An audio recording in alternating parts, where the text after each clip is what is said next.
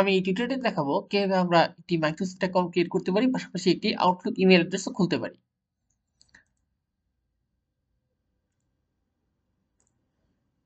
তো আমি আমার ব্রাউজারে যাচ্ছি,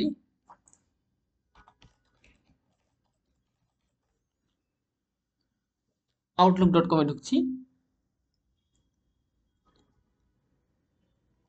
ক্রিয়েট ফ্রি অ্যাকাউন্টে ক্লিক করলাম।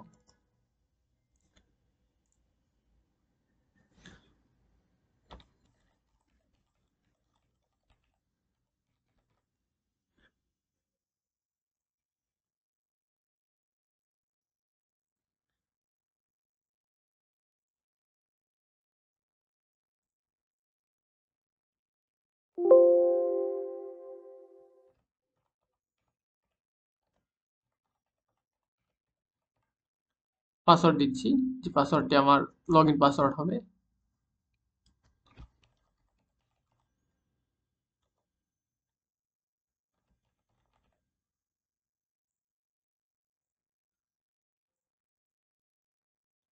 বারডেট লাগবে।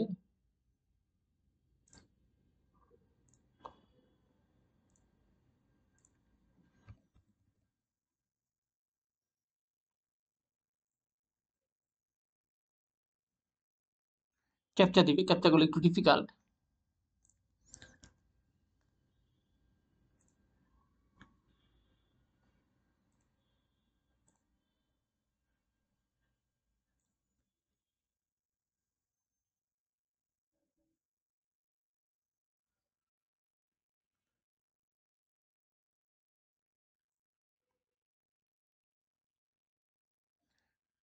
সাকসেসফুলি আমার OneDrive অ্যাকাউন্টটি ক্রিয়েট হয়ে গিয়েছে।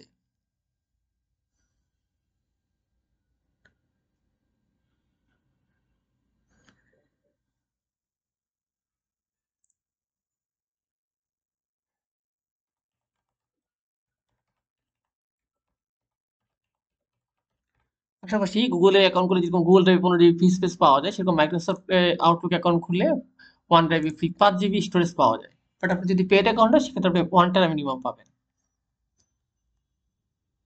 এখন আমার ক্লাউড অ্যাকাউন্টটি অর্থাৎ OneDrive অ্যাকাউন্টটিও অ্যাক্টিভ হয়ে গেছে সাথে সাথে।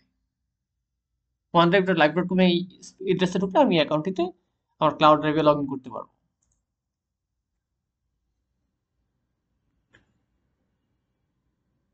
এই অ্যাকাউন্টে আমি আমার একটা ইমেল আইডিও ক্রিয়েট হয়েছে।